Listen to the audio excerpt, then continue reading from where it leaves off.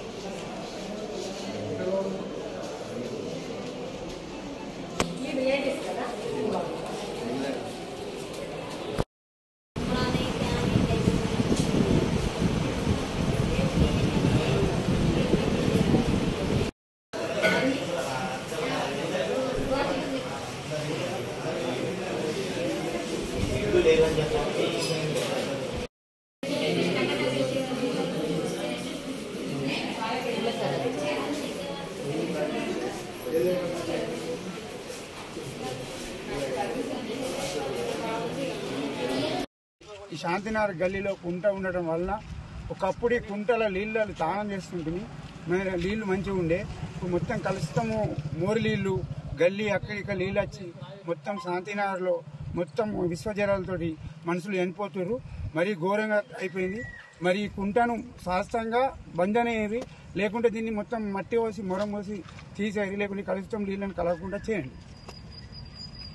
ఖానాపూర్లో శాంతినగర్లో ఒక కుంట ఉన్నది. కుంట అది ఇప్పుడు కొద్ది రోజుల నుంచి ఉన్నది. అప్పుడు అభివృద్ధిగా మంచిగా ఉండే, వాటర్ వస్తుండే వెళ్ళిపోతుండే, ఏ పబ్లిక్ ఎలాంటి ఇబ్బంది లేకుండే మంచిగా నడిచింది. ఈ మధ్య నా ఊరు నీళ్లు గెటేర్లు మురికి నీళ్లు వచ్చి మొత్తం కుంట వాసన, ఈ తాగిన ఈ వాటర్ బాటిల్లు పడేసిన ఈ కవర్లు అన్ని కుంటలో నిండి అవి స్మెల్ తయారయ్యి దోమయ్యి మొత్తం పబ్లిక్ మలేరియా, డెంగ్యూ, చికెన్ గునియా ఇలాంటి జ్వరాలు వచ్చి హాస్పిటళ్లలో బలైపోతారు. ఒక్కొక్క ఇంట్లో 5, 6 పడిపోతారు.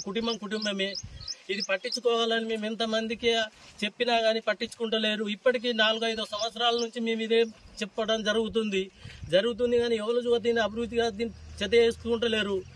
ఇప్పటికైనా చెత్త తీసుకోవాలని మేము కోరుతున్నాం. కలెక్టర్ గారికి దయచేసి 10,000 వందనాలు కానీ మా కుంటనన్నది అభివృద్ధిగా ఒకటి చేయాలి. లేదు అని మీరు ఇలాంటిగానే వదిలిపెట్టి ఉంటే ఎన్నైనా ప్రజలమందరం మేము కలిసి దాన్ని కూలగొట్టుడా తెంపుడా మాతోనైనది మేము చేస్తామని అనుకుంటున్నాం. ఇప్పుడైతే మేము ఇచ్చేస్తున్నాం, తెలుపుతున్నాం. దయచేసి కుంటని శ్రద్ధ చేయాలి. ఎవరు బెత్తోళ్ళది రిజిస్ట్రేషన్ చేసి ఇచ్చిండట కేసీఆర్ సారు, మాదే అని చెప్పి ఉన్న ఇండ్లు చూగా మా హక్కులే ఉన్నాయని అభివృద్ధిగా మమ్మల్ని బెదిరిస్తుండు. ఒక 30 ఏళ్ల నుంచి ఇక్కడ 40 ఏళ్ల నుంచి మేము ఉంటున్నాం. అప్పుడు ఏలేంటి లేవు.